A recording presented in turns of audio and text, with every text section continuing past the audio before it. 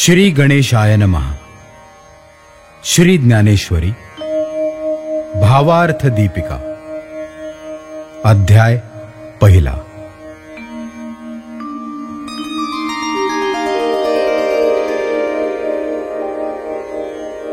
ओम नमो जियाद्या वेद प्रतिपाद्या जय जय स्वसंवेद्या आत्मरूपा। देवा तुझी गणेशु सकलार्थमति प्रकाशु म्हणे निवृत्तिदासु अवधारी जोजी। हे शब्द ब्रह्म अशेष तेची मूर्ति सुवेश जेथ वर्णवपु निर्दोष मिरवत असे। स्मृति तेची अवयव देखा आंगिक भाव तेथ लावण्याची ठेव अर्थ शोभा। अष्टादश पुराणे तीची मणिभूषणे पदपद्धती खेवणे प्रमेय रत्नांची। पदबंधनागर तेची रंगाथिले अंबर जेथ साहित्यवाणी सपूर उजाळाचे। देखा काव्य नाटका जे निर्धारिता सकौतुका त्याची ऋण झुणती क्षुद्र घंटिका अर्थध्वनी। नाना प्रमेयांची परी निपुणपणे पाहता कुसरी दिसती उचित पदे माझारी रत्ने भली। तेथ व्यासादिकांच्या मती तेची मेखळा मिरवती चोखाळपणे झळकती पल्लव सडका। देखा षड्दर्शने म्हणिपती तेची भुजांची आकृती म्हणूनि विसंवादे धरिती आयुधे हाती। तरी तर्कुतोची फरशु नीति भेदु अंकुशु वेदांतु तो महारसु मोदकु मिरवे।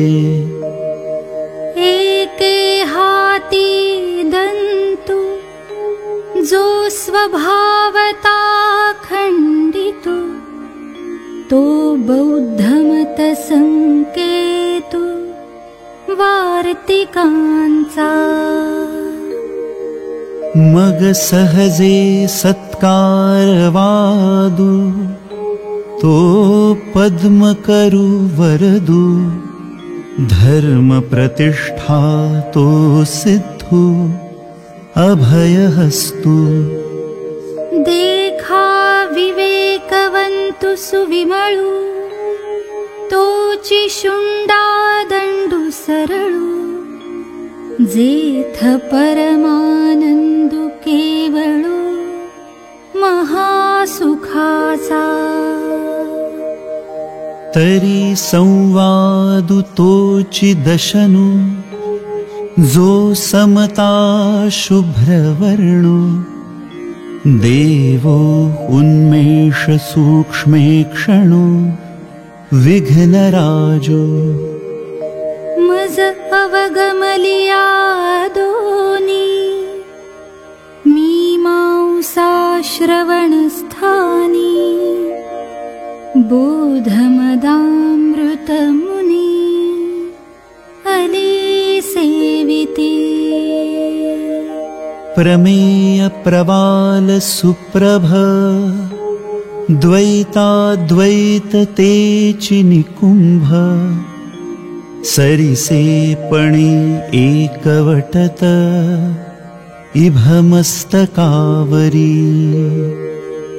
उपरि दशोपनिषदे जिये उदारे ज्ञानमकरन्दे तिये कुसुमे मुगुटी सुगन्धे शोभती भली आकार चरण युगल उकार उदर विशाल मकार महामंडल मस्तकाकारे हे तीन्ही एकवटले तेथ शब्द ब्रह्म कवळले ते मिया श्री गुरु कृपान मिले आदि बीज आता अभिनव वाग्विलासिनी जे चातुर्यार्थ कला कामिनी ते शारदा विश्वमोहिनी नमिली मिया मजर हृदयी सद्गुरु जेणे तारिलोहा संसार पुरु म्हणूनी विशेषे अत्यादरु विवेकावरी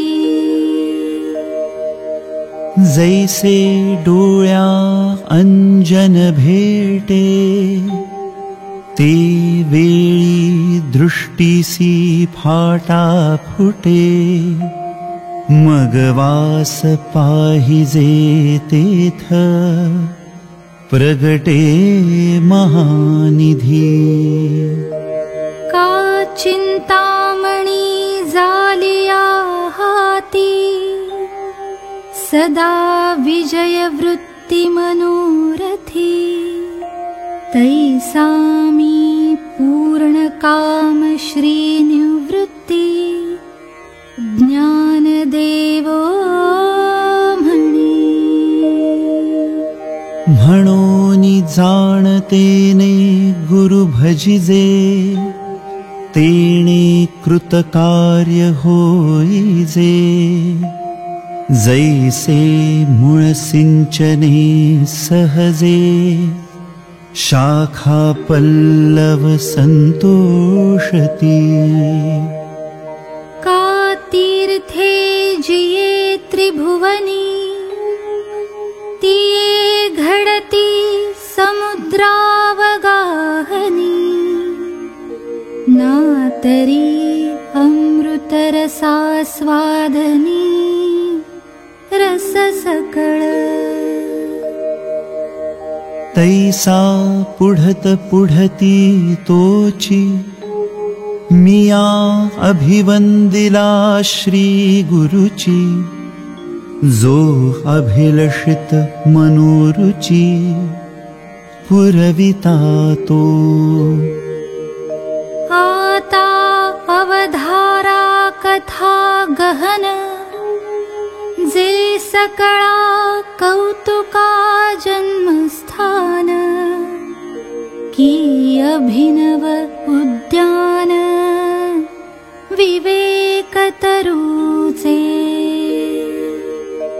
नातरी सर्व सुखाची आदी जे प्रमेय महानिधी नाना नवरस सुधाब्धी परिपूर्ण हे की परमधाम प्रकट सर्व विद्यांचे मूळपीठ शास्त्र जाता वसौट अशेषांचे ना तरी सकळ धर्मांचे माहेर सज्जनांचे जिव्हार लावण्य रत्न भांडार शारदेचे नाना कथारूपे भारती प्रकटली असे त्रिजगती आविष्करोनि महामती व्यासाची म्हणून हा काव्यानरावो ग्रंथ गुरुवतीचा ठावो एथून रसा झाला आवो रसाळपणाचा देवीची आईका आणिक एक एथून शब्द श्री सच्छास्त्रिक आणि महाबोधी कोवळीक दुणावली एथ चातुर्य शहाणे झाले प्रमेय रुचीस आले आणि सौभाग्य पोखले सुखाचे एथ माधुर्यी मधुरता शृंगारी सुरेखता रूढपण उचिता दिसे भले एथ कळाविदपण कळा पुण्यासी प्रतापु हा गळा म्हणूनी जन्मे जयाचे अवलीळा दोष हरले आणि पाहता नावेक रंगी सुरंगतेची आगळीक गुणास गुणपणाचे बिक बहुवस येथ भानुचे नितेजे धवळले जैसे त्रैलोक्य दिसे उजळिले तैसे व्यासमती कवळिले मिरवे विश्व का सुक्षेत्री बीज घातले ते आपुलिया परी विस्तारले तैसे भारती सुरवाडले अर्थ जात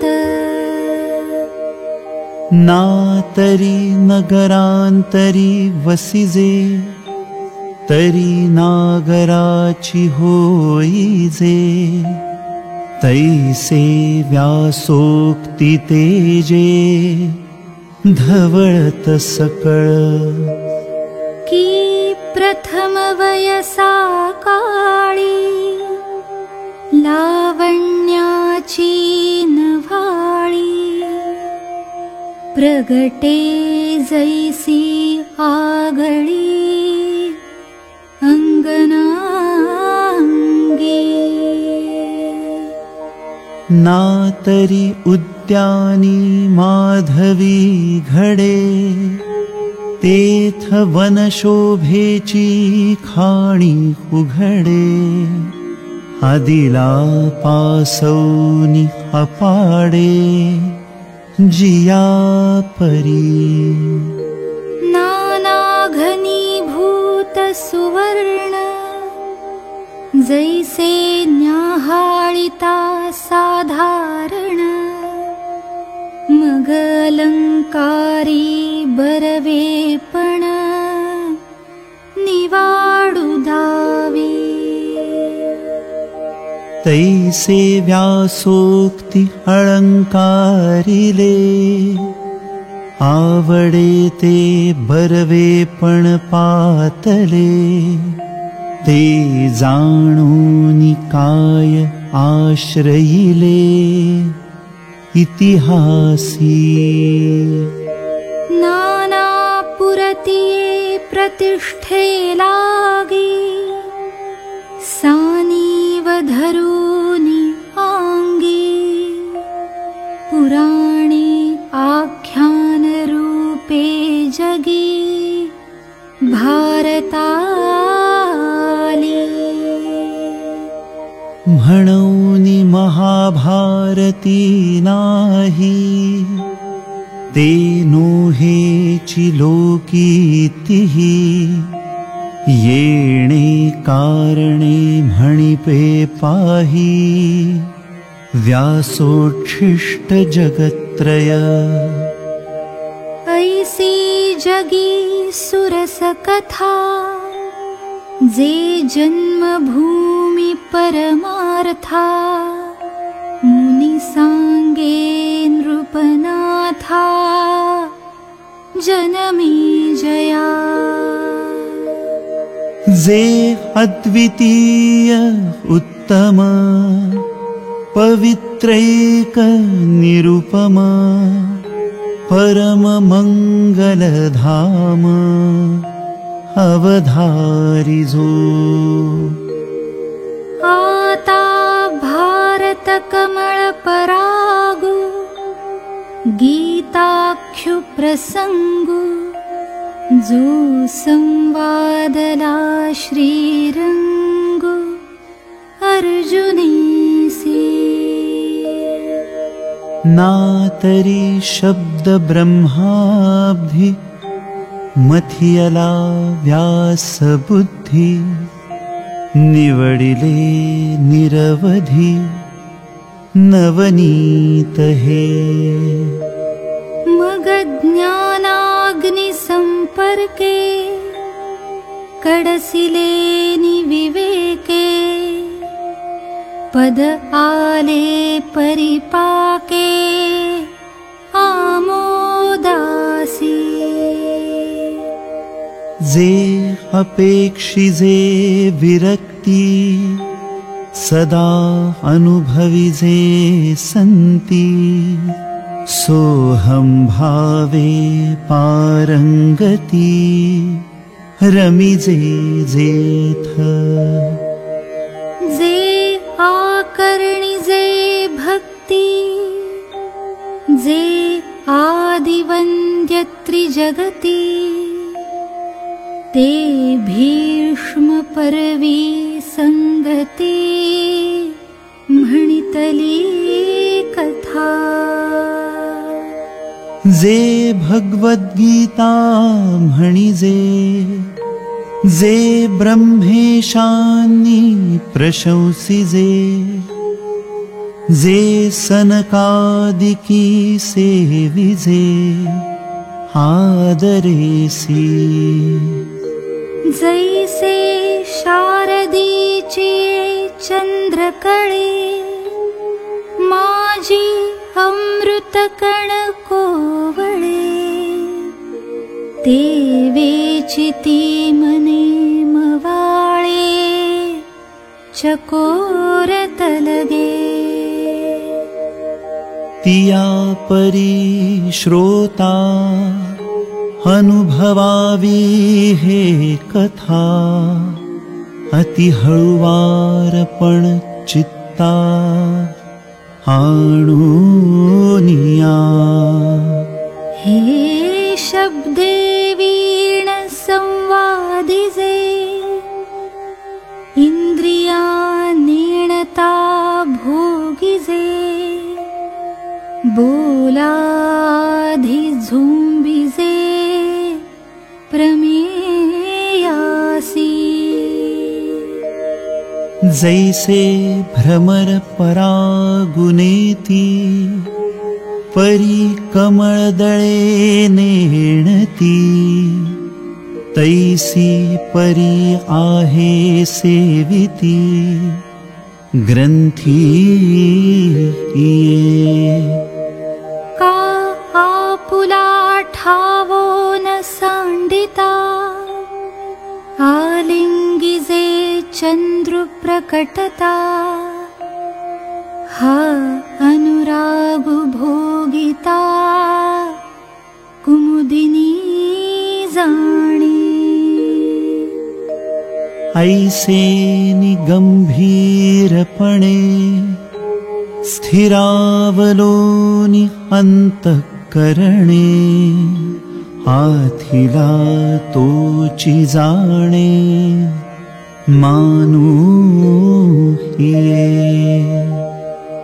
अहो अर्जुनाची पाती, जे परिसणया योग्य होती, तिही कृपा करूनी संती अवधान द्यावे।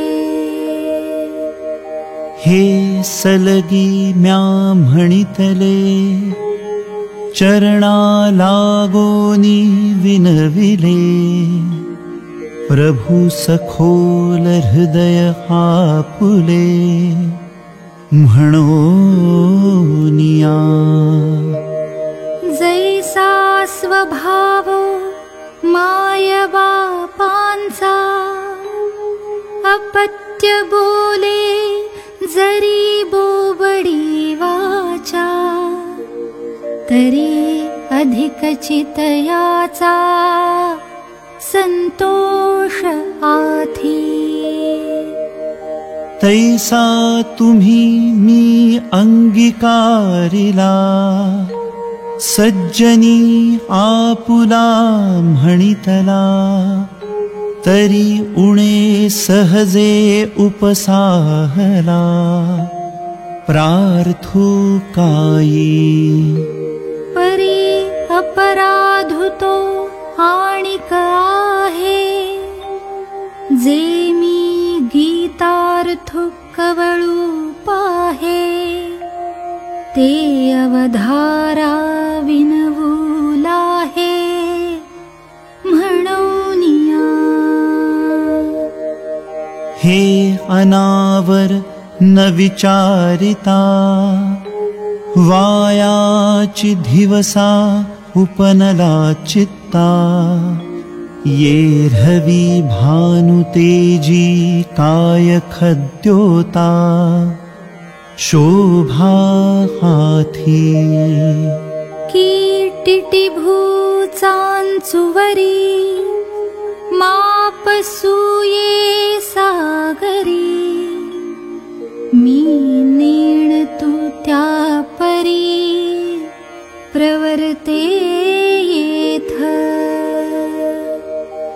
आयका आकाश गिवसावे, तरी आणिक त्याहूनि थोर होवावे, म्हणूनि अपाडू हे आघवे निर्धारिता। या गीतार्थाची थोरी, स्वये शंभू विवरी, जेथ भवानी प्रश्नु करी चमत्कारौनी। तेथ हरु म्हणे नेणिजे, देवी जैसे का स्वरूप तुझे, तैसे हे नित्य नूतन देखिजे गीता तत्व। हा वेदार्थ सागरू, जया निद्रिताचा घोरू, तो स्वये सर्वेश्वरो प्रत्यक्ष अनुवादला। ऐसे जे अगाध जेथ वेडावती वेद, तेथ अल्पमी मतिमंद काई होये। हे अपार कैसेनि कवळावे, महातेज कवणे धवळावे, गगनमुठी सुवावे, मशके केवी। परी एथ असे एकु आधारू, तेणेची बोले मी सधरू, जे सानुकूळ श्री गुरु ज्ञान देवो म्हणे। येरहवी तरी मी मूर्खू, जरी जाहला अविवेकू, तर्हि संत कृपा दीपकू सोज्वळू असे।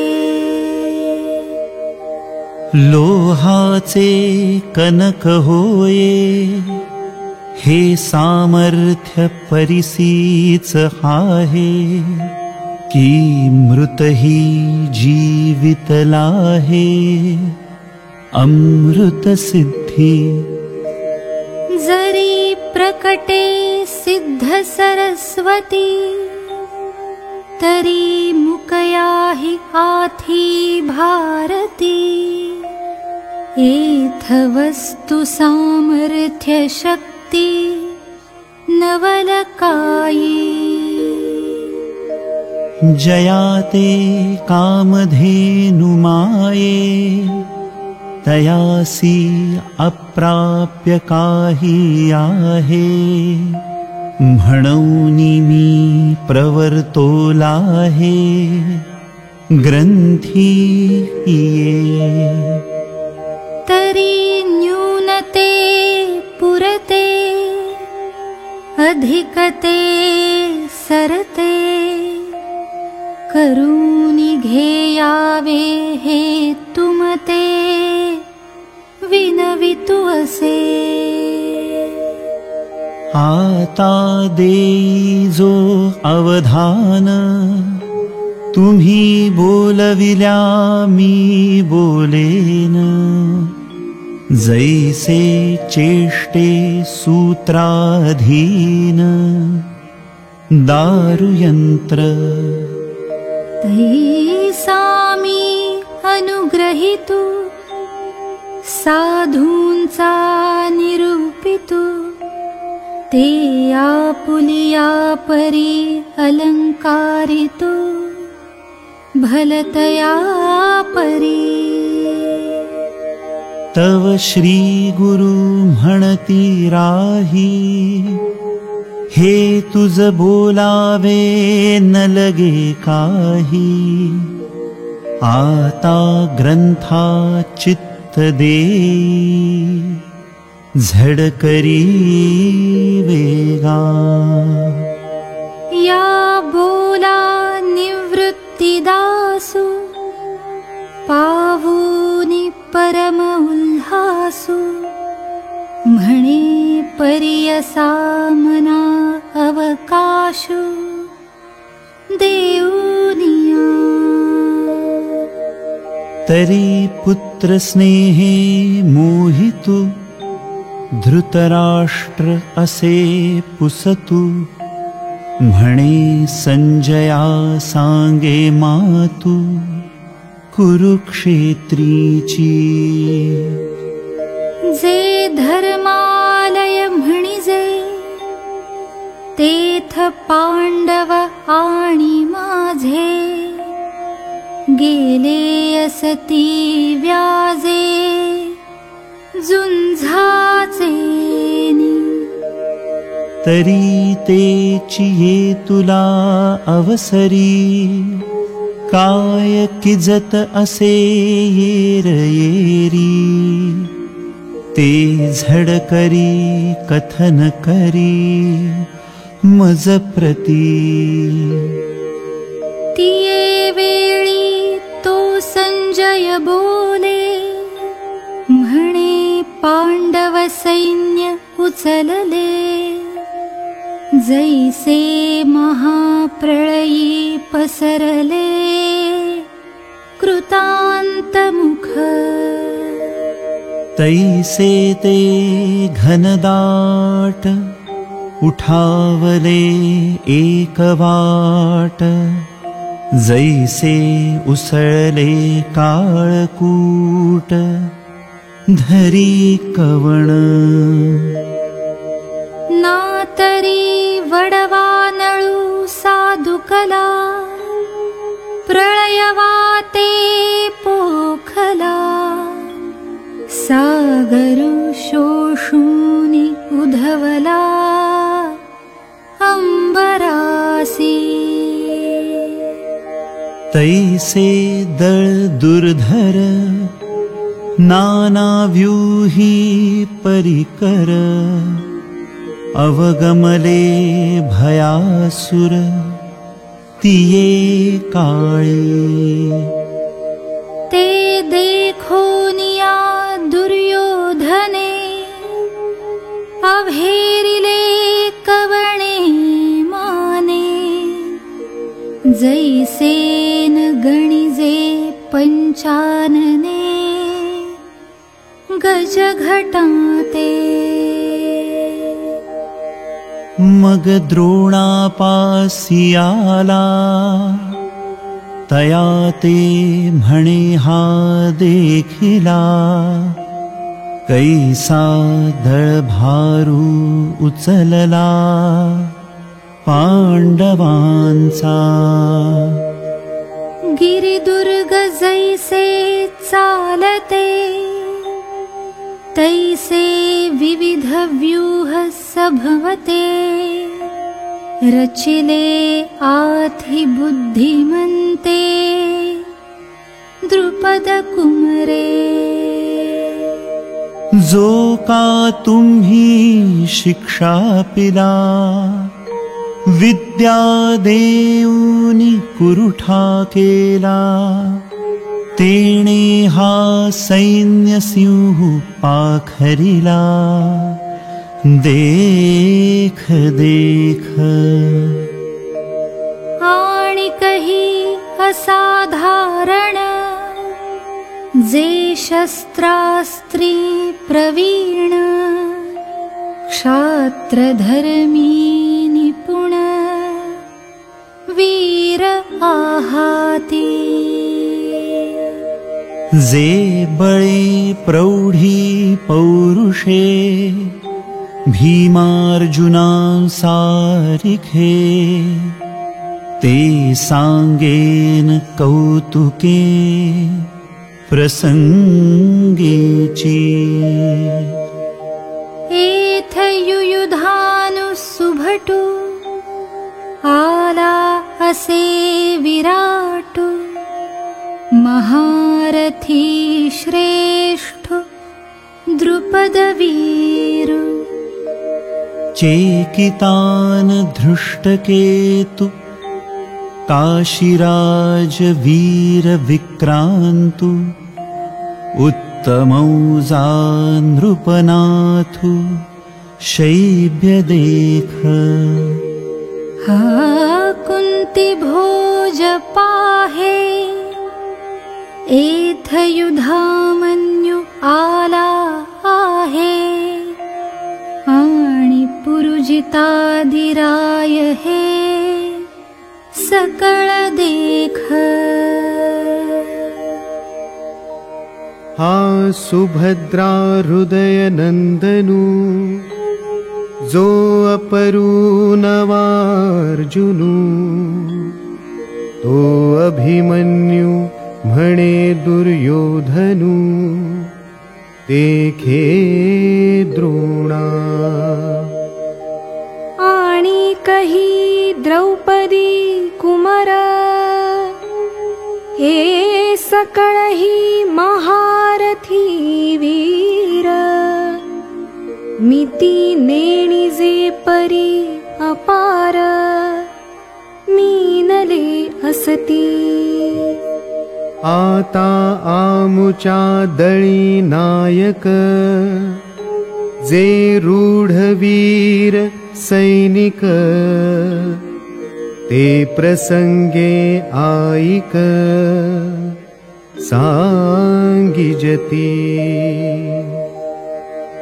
उद्देशे एक दोनी, जाईजती बोलोनी, तुम्ही आदि करूनी, मुख्य जे जे.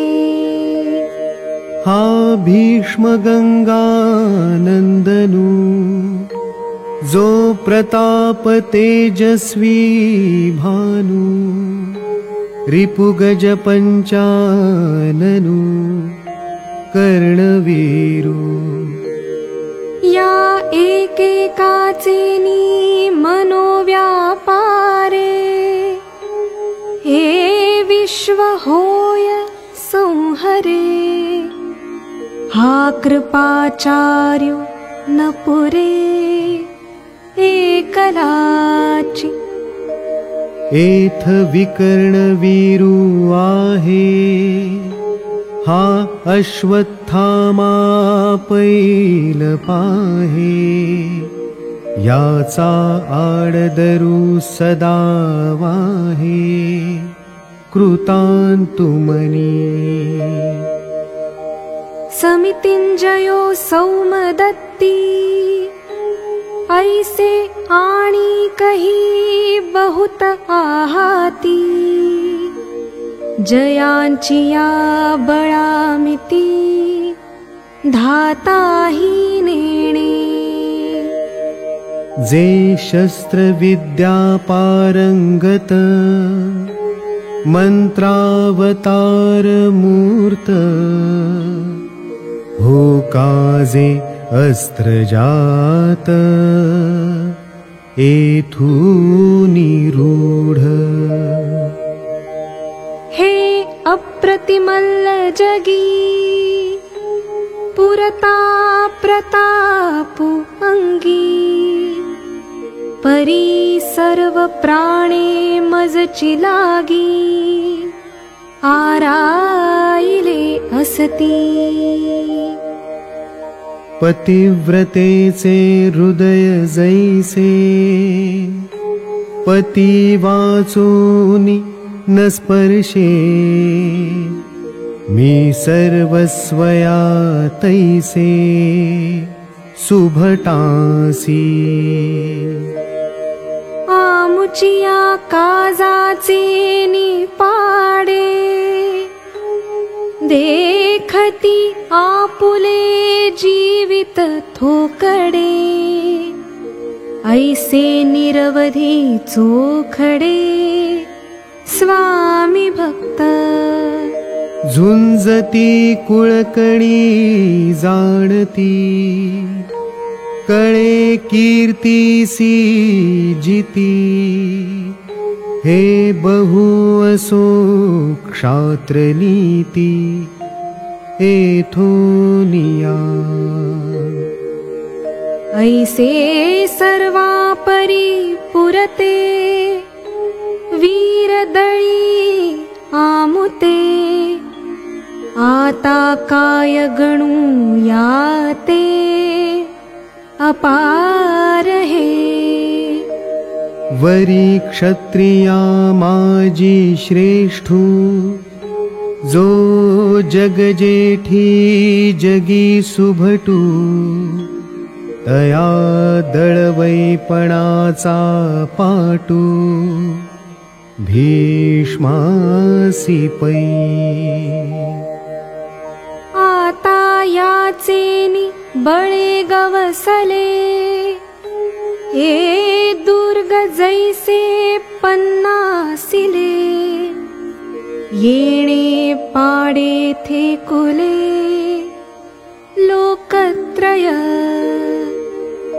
आधीच समुद्र पाही तेथ दुवाडपण कवणा नाही मग वडवानळू तैसे याही विरजा जैसा नातरी प्रळयवन्ही महावात या दोघा जैसा सांधातू तैसा हा गंगा सुतू सेनापती आता येणेसी कवण भिडे हे पांडव सैन्य कीर थोकडे परी वरचिले निपाडे दिसतसे वरी भीमसेनु बेथू तो जाहला असे सेनानाथू ऐसे बोलोनिया मातू सांडिली तेणे मग पुनरपि काय बोले सकळ सैनिकांते म्हणितले आता दळभार आपुलाले सरसे करा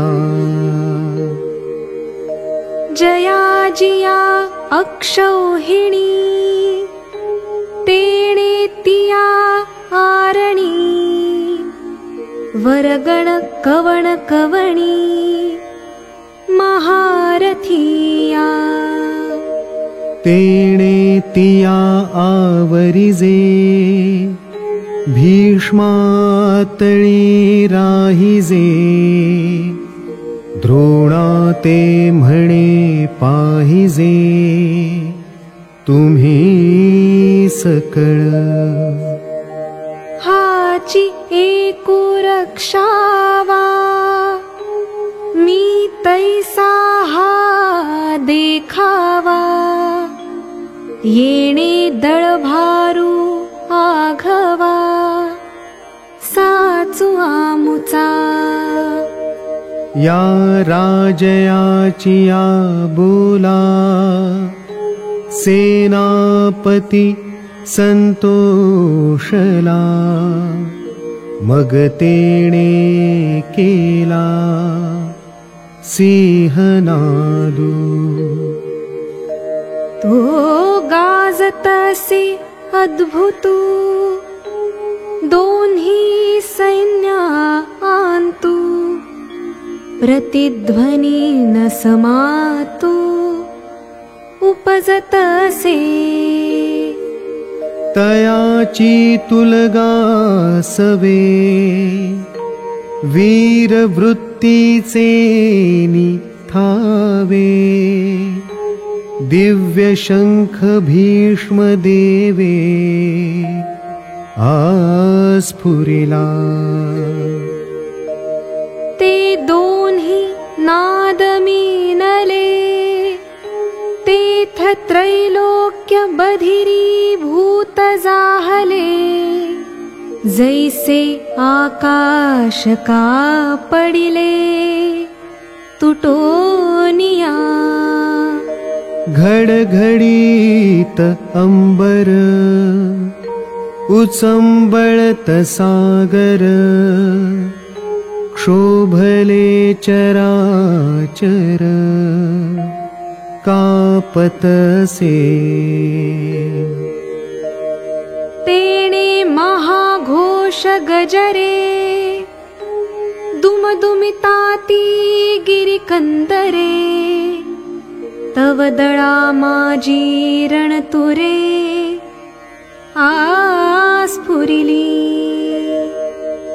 उदंड सैंघ वाजते भयानके खाते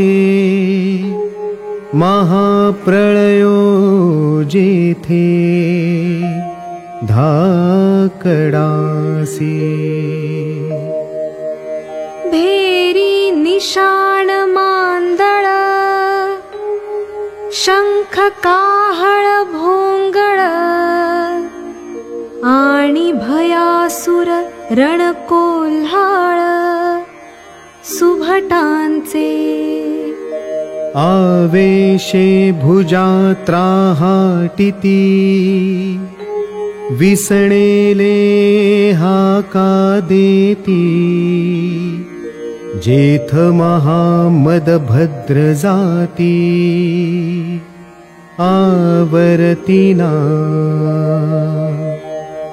तेथ भेडांची कवण मातू, काचया केर फिटतू।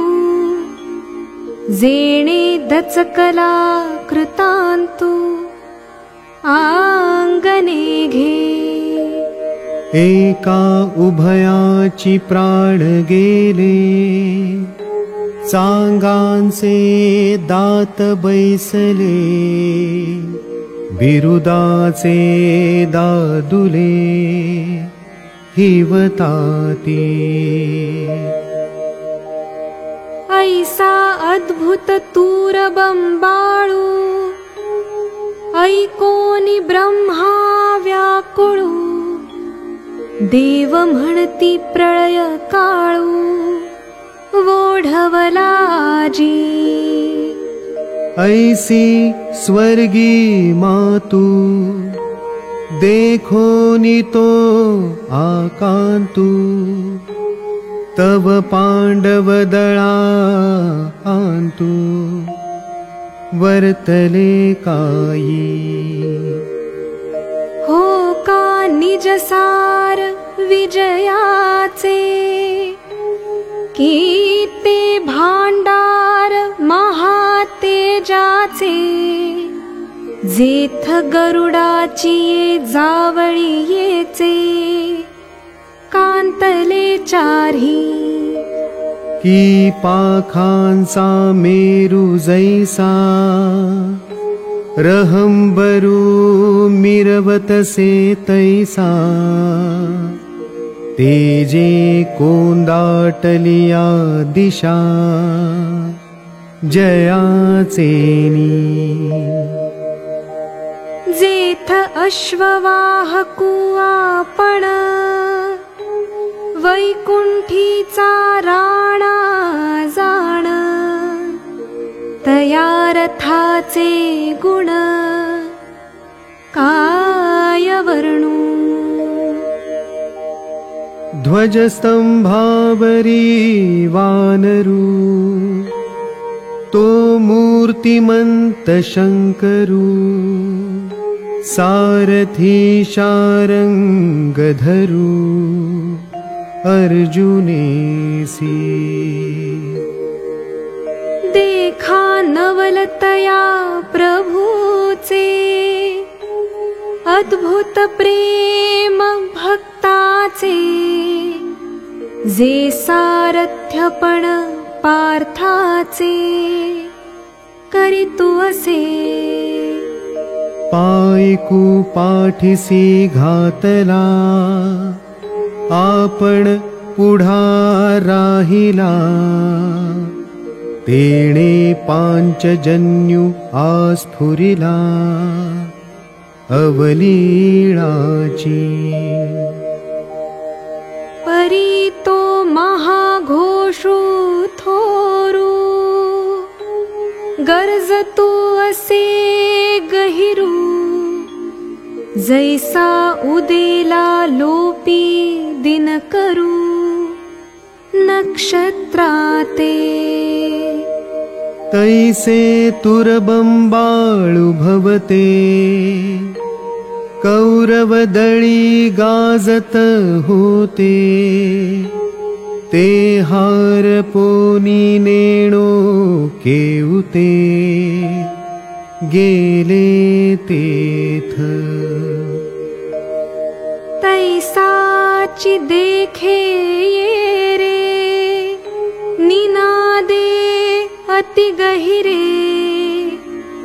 देवदत्त धनुर्धरे आस्फुरिला। ते दोन्ही शब्द अचाट मिनले एकवट। तेथ ब्रह्मकटाह शतकूट हो पाहत असे। तव भीमसेनु विसणैला जैसा महाकाळू खवळला।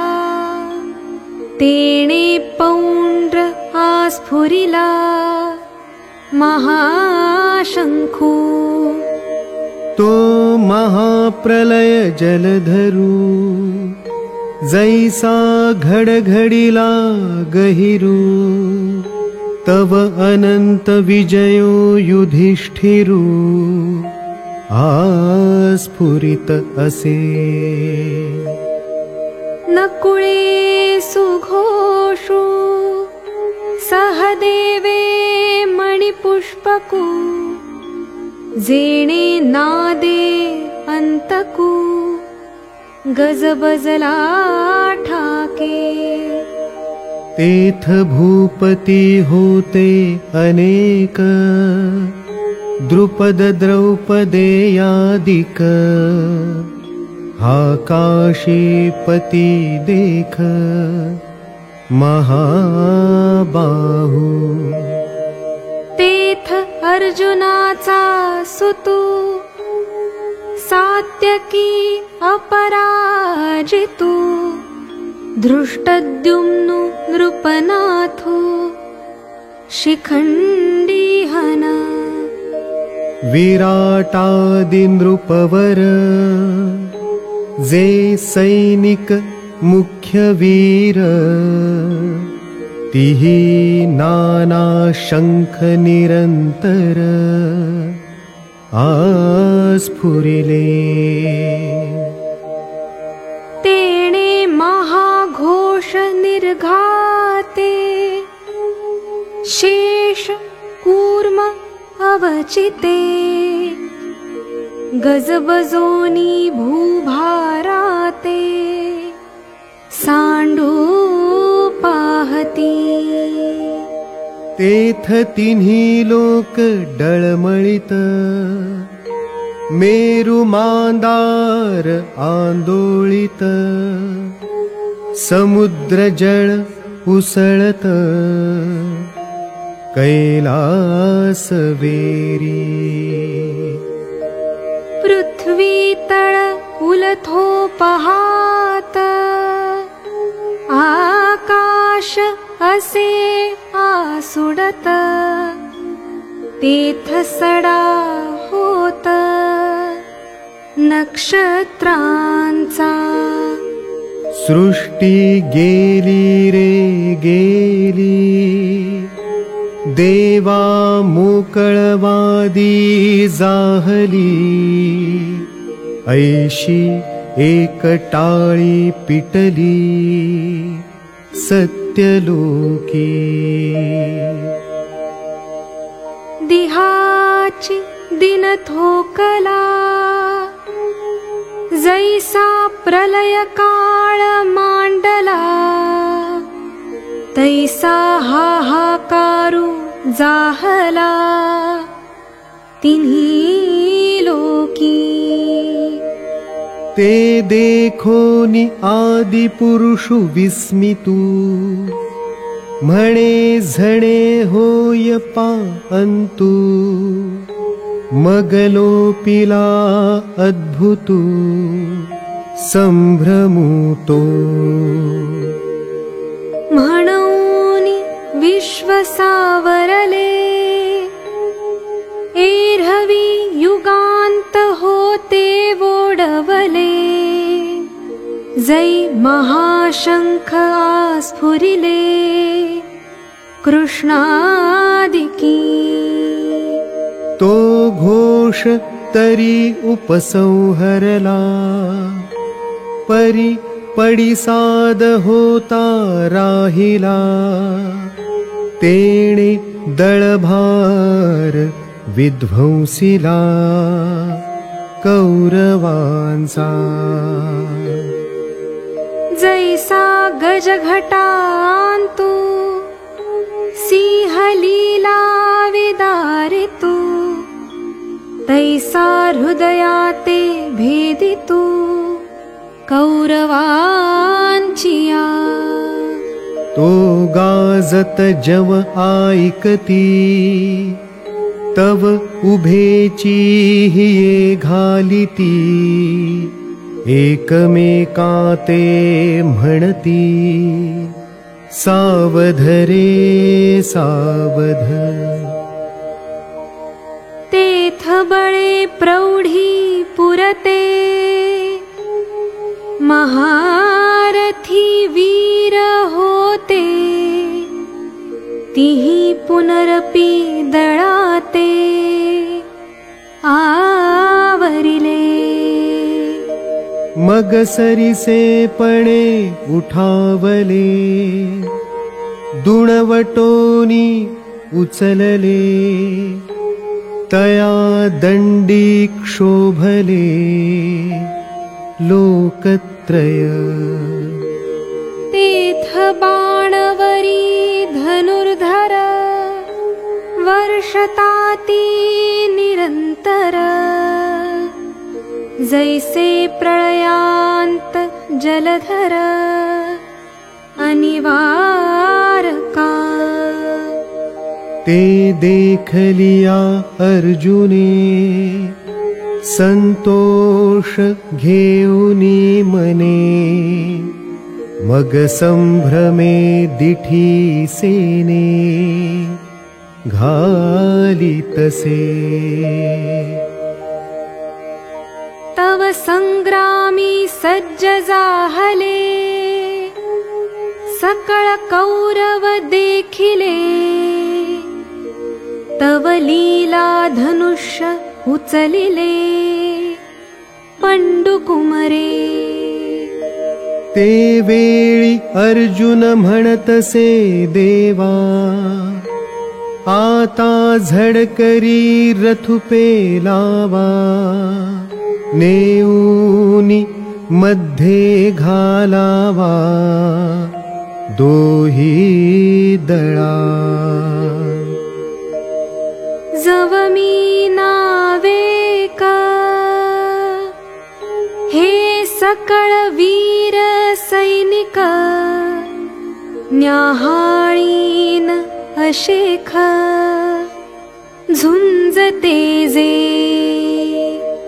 येथ आले असती आघवे, परी कवणेसी म्या झुंजावे। हेरणी लागे पहावे, म्हणोनिया। बहुत करूनी कौरव, हे आतुर दुस्वभाव। वाटिवे वीण हाव, बांधिती झुंजी। झुंजाची आवडी धरिती, परी संग्रामी धीर नभती। हे सांगोनी राया प्रती, काय संजयो म्हणे। ऐका अर्जुन तुके बोलिला, तव श्री कृष्णे रथु पेलिला। दोही सैन्या माजी केला, उभा तेणे।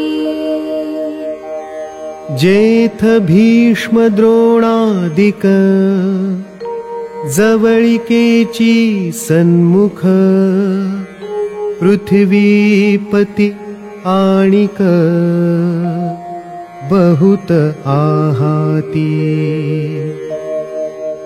तेथ स्थिर करूनिया रथू, अर्जुन असे पाहातू। तो दळभार समजतो संभ्रमेसी.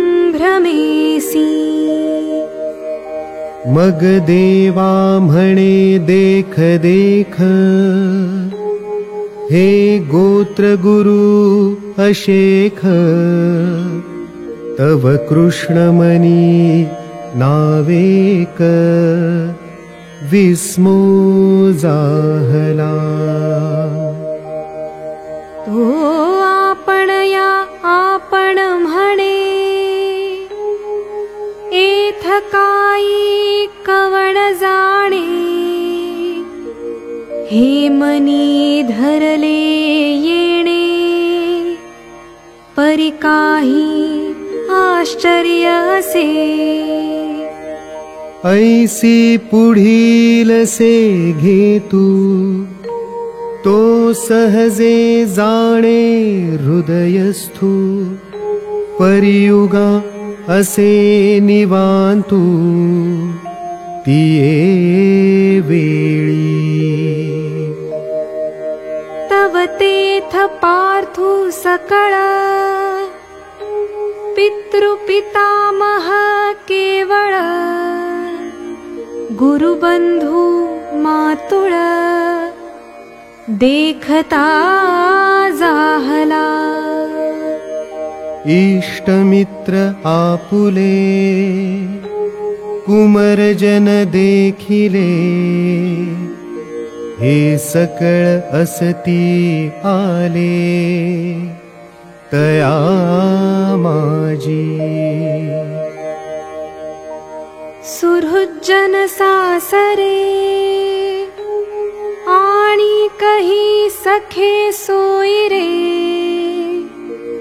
कुमर पौत्र धनुर्धरे, देखिले तेथ.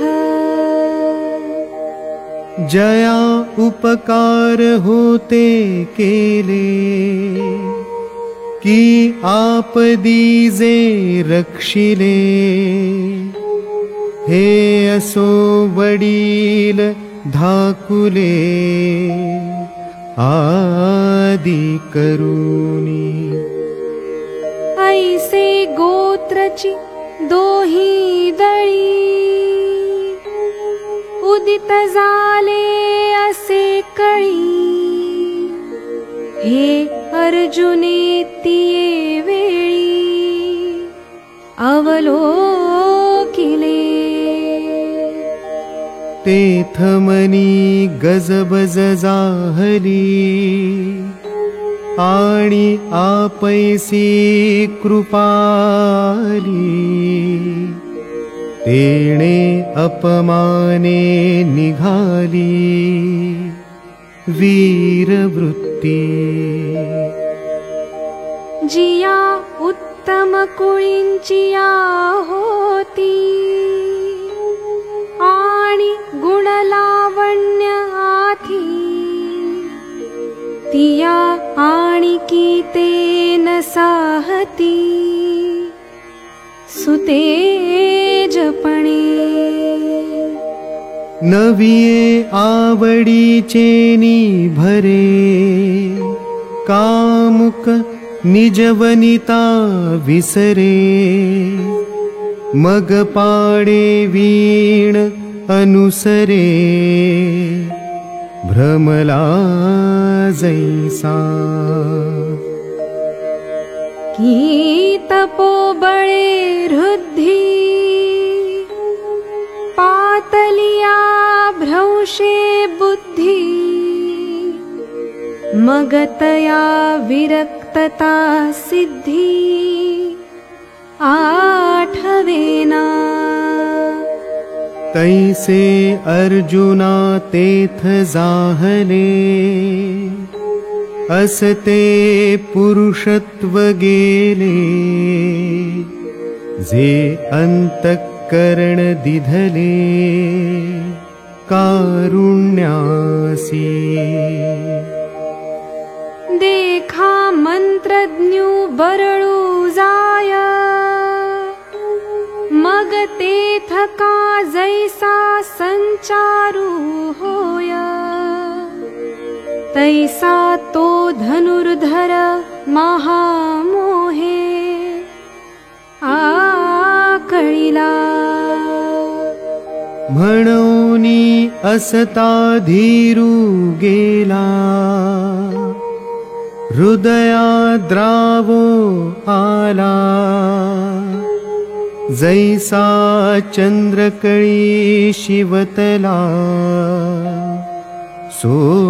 सोमकांतु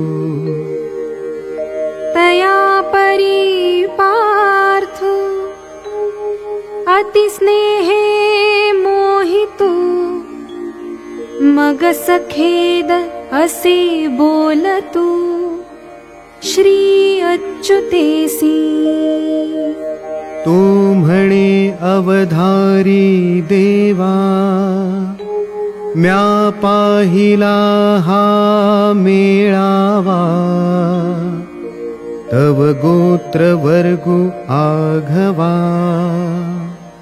देखिला एथ हे संग्रामी उदित जहाले असती कीर समस्त पण आपण पेया उचित केवी होय येणे नावेची नेणो काई मज आपण पे सर्वथा नाही मन बुद्धी ठाई स्थिर नोहे देखे देह कापत तोंड असे कोरडे होत विकळता उपजत गात्रांचीही सर्वांगा कांटाळा आला अतिसंतापु उपनला तेथ बिंबळ हातू गेला गांडीवाचा ते न धरतची निष्ठले परिनेणेची हातोनी पडिले ऐसे हृदय असे व्यापिले मोहे येणे जे वज्रापासोनी कठीण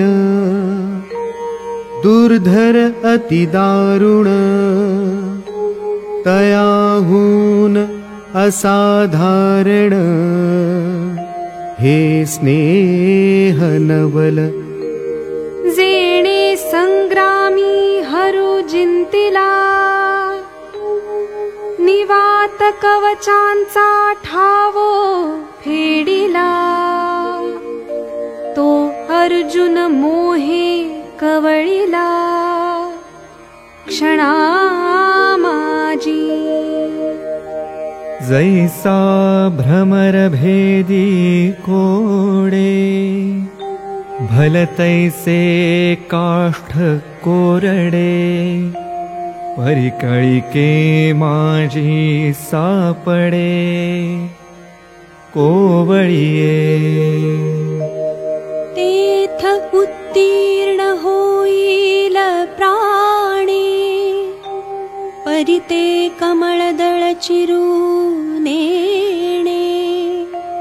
तैसे कठीण कोवळीपणे स्नेह देखा हे आदि पुरुषाची माया ब्रह्मेयाही नयेची आया म्हणूनी भुलविला ऐके राया संजयो म्हणे अवधारी मगतो अर्जुनु देखोनी सकळ स्वजनु विसरला अभिमानु संग्रामींचा कैसीनेणो सदयता उपनली तेथे चित्ता मग म्हणे कृष्णाता नसिजे एथ माझे अतिशय मन व्याकुळ होतसे वाचा बरळ जे वधावे हे सकळ येणे नावे या कौरवा जरी वधावे तरी युधिष्ठिरादिका कान वधावे हे येर येर आघवे गोत्रज आमुचे म्हणोनी जळो हे झुंज प्रत्यया नये मज येणे काय काज महापापे देवा बहुता परी पाहता एथ वो खटे होईल झुंजता वर काही चुकविता लाभुआथी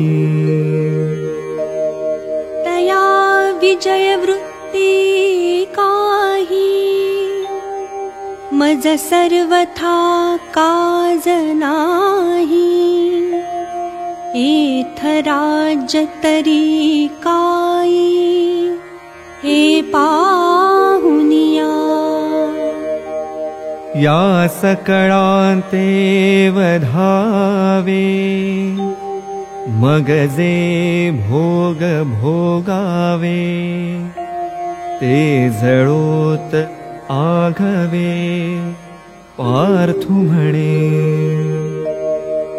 तेणे सुखे विण होईल ते भलतैसे साहिजेल वरी जीवित ही वेचिजेल याची लागी परियासी घातुकी जे मग आपण राज्य सुख भोगिजे हे स्वप्नीही मन माझे करू न शके तरी आम्ही का जन्मावे कवणा लागी जियावे जरी वडिला या चिंतावे विरुद्ध मने पुत्राते इच्छी कुळ तयाचे काई हेची फळ जे निर्दळी जे केवळ गोत्र आपुले हे मनींची केवी धरिजे आपण वज्राचे या होईजे वरी घडे तरी कीजे भले या आम्ही जे जे जोडावे ते समस्ती इही भोगावे हे जीवित ही उपकारावे काजियांचा आम्ही दिगंतीचे भूपाळ विभांडूनि सकळ मग संतोष विजे कुळ आप आपुलेजे तेची हे समस्त परी कैसे कर्म विपरीत जे जाहले असती उद्यत झुंजावया अंतौरिया कुमरे सांडोनिया भांडारे शस्त्राग्री जिभारे आरोपुनी ऐसियाते कैसे निमारू कवणावरी शस्त्रधरू निज हृदया करू घातु केवी हे नेणसी तू कवणा परी पैल भीष्म द्रोणा जयांचे उपकार असाधारण आम्हा बहुत एथ शालक सासरे मातुळ आणि बंधुकी हे सकळ पुत्र नातू केवळ इष्टही असती अवधारी अति जवळिकेचे हे सकळही सोय रे आमुचे म्हणूनी दोष आथी वाचे बोलिताची हे वरी भलते करितू आताची येथे मारितू परी आपण मने घातू न चिंतावा त्रैलोकींचे अनकळित जरी राज्य होईल प्राप्त तरी हे अनुचित नाचरे मी जरी आजी येथ ऐसे कीजे तरी कवणाच्या मनी उरिजे सांगे मुख केवी पाहिजे तुझे कृष्णा जरी वधू करोनी गोत्रजांचा तरी वसवटा होनी दोषांचा मज जोडिलासी तू हातींचा दूरी होसी कुळहरणी पातके तिये आंगी जडती यशेखे तये वेळी तू कवणे के देखावासी जैसा उद्याना माझी अनळू संचारला देखो निप्रबळू मग क्षणभरी कोकिळू स्थिरू नोहे का सकर्दम सरोवरू अवलोकुनी चकोरू न सेवितू अभेरू करूनी निघे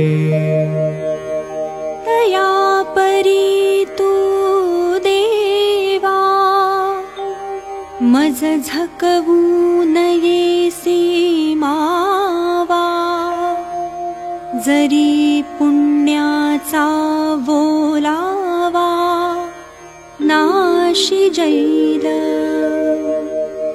म्हणोनि हे न करी, इये संग्रामी शस्त्र न धरी, हे किडाळ बहुती परी दिसतसे। तुझसी अंतराय होईल, मग सांगे आमुचे काय उरेल, तेणे दुःखे हिये फुटेल, तुझ वीण कृष्णा। म्हणोनि कौरव हे वधिजती, मग आम्ही भोग भोगिजती, हे असो मात अघडती, अर्जुन म्हणे।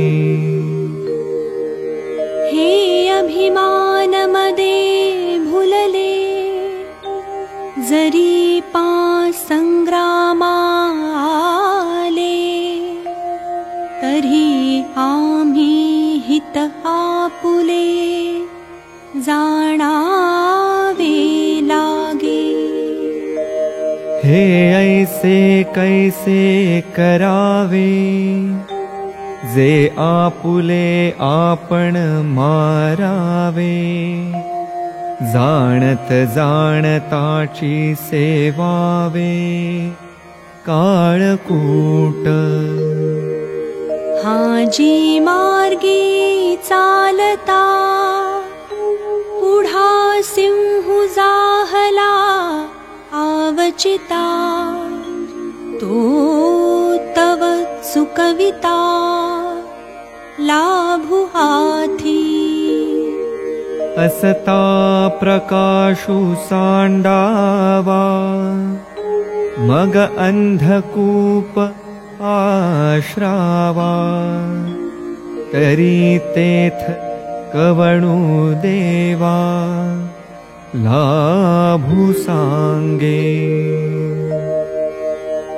का समोर अग्नि देखोनी, जरी न वचिजे वो संडोनी, तरी क्षणा एका कवळूनी जाणू सके। तैसे दोष हे मूर्त, अंगी वाजो असती पहात, हे जाणताही केवी एथ प्रवर्तावे। ऐसे पार्थु तिये अवसरी, म्हणे देवा अवधारी, या कल्मषाची थोरी सांगेन तुझ।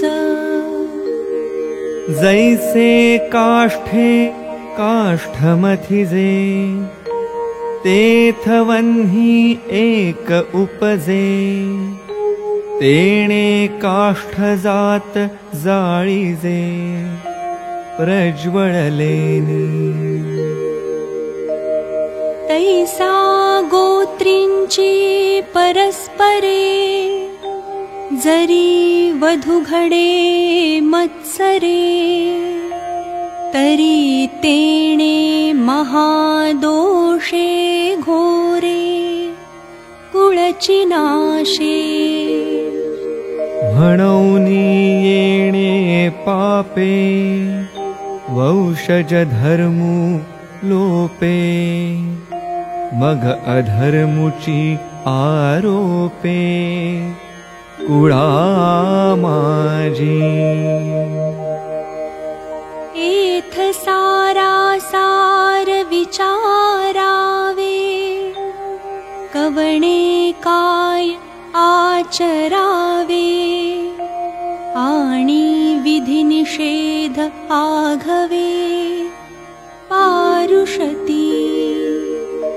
असता दीपू दवडिजे, मग अंधकारी रहाटिजे तरी उजूचिका आडळिजे जया परी तैसा कुळी कुळक्षयो होय तये वेळी तो आद्य धर्मुजाय मग आन काही आहे पापा वाचुनी जै यमनियम ठाकती तेथ इंद्रिये सैरा रहाटती म्हणूनी व्यभिचार घडती कुळस्त्रियांसी उत्तम अधमी संचरती ऐसे वर्णावर्ण मिसळती तेथ समूळ उपडती जाती धर्म जैसी चोहटाची बळी पाविजे सैरा काउळी तैसी महापापे कुळी संचरती मग कुळातया अशेखा आणि कुळघातका येर येरा नरका जाणे आथी देखे वंशवृद्धी समस्त या परी होय पतित मग वो वांडिती स्वर्गस्थ पूर्वपुरुष जेथ नित्यादि क्रिया ठाके आणि नैमित्तिक क्रिया पारुखे तेथ कवणा तिळोदके कवण अर्पी तरी पितर काय करिती कैसे निस्वर्गी वसती म्हणूनी तेही येती कुळापासी जैसा नखाग्री व्याळू लागे तो शिखांत व्यापी वेगे तेवी आ ब्रह्मकुळ अवघे आपलविजे देवा अवधारी आणिक एक एथ घडे महापातक जे संग दोषे हा लौकिक भ्रंशु पावे जैसा घरी आपुला वानिवसे अग्नि लागला तो आणि काही प्रज्वलिला जाळू निघाली तैसिया तया कुळसंगती जे जे लोक वर्तती तेही बाधा पावती निमित्ते येणे तैसे नाना दोषे सकळ अर्जुन म्हणे ते कुळ मग महाघोर केवळ निरय भोगी पडिलियातिये ठाई मग कल्पांतीही उकलू नाही ये सणे पतन कुळक्षयी अर्जुन म्हणे देवा हे विविधकानी ऐकिजे परी अजुनिवरी त्रासुनुपजे हृदय वज्राचे हे काय कीजे अवधारी पा अपेक्षिजे राज्य सुख जया लागी ते तव क्षणिक ऐसे जाणताही दोख अव्हेरूना जे हे वडील सकळ आपुले वधावया दिठी सुदले सांगपा कायथे कुले घडले आम्हा आता यावरी जे जियावे तया पासून हे बरवे जे शस्त्र सांडून साहावे बाणयांचे तयावरी होय जितुके ते मरणही वरी निके परी येणे कल्मषे चाड नाही ऐसे देखून सकळ अर्जुने आपुले कुळ मग म्हणे राज्य ते केवळ निरय भोगू ऐसे तिये अवसरी अर्जुन बोलिला समरी संजयो म्हणे अवधारी धृतराष्ट्राते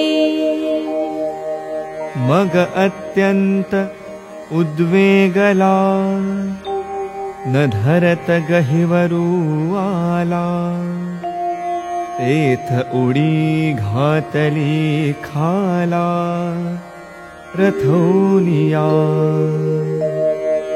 जैसा राजकुमारो पदच्युतो सर्वथा होय उपहतु कारवी राहुग्रस्तु प्रभाहीनु नातरी महासिद्धि संभ्रमे जिंतिला ताप सुभ्रमे मग आकळूनि कामे दीनु कीजे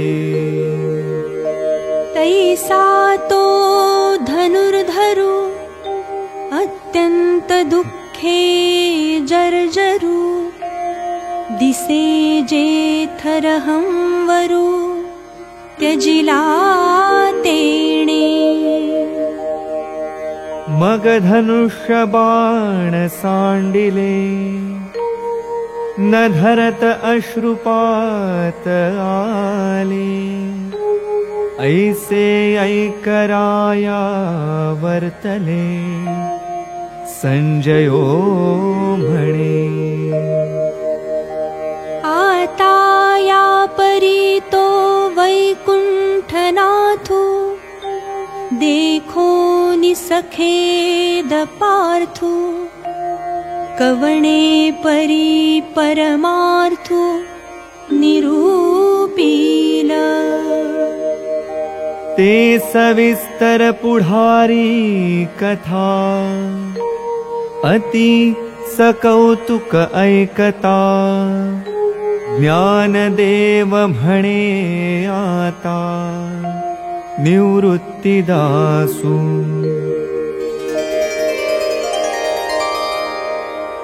श्री ज्ञानेश्वर विरचित भावार्थ दीपिका अध्याय पहिला समाप्त।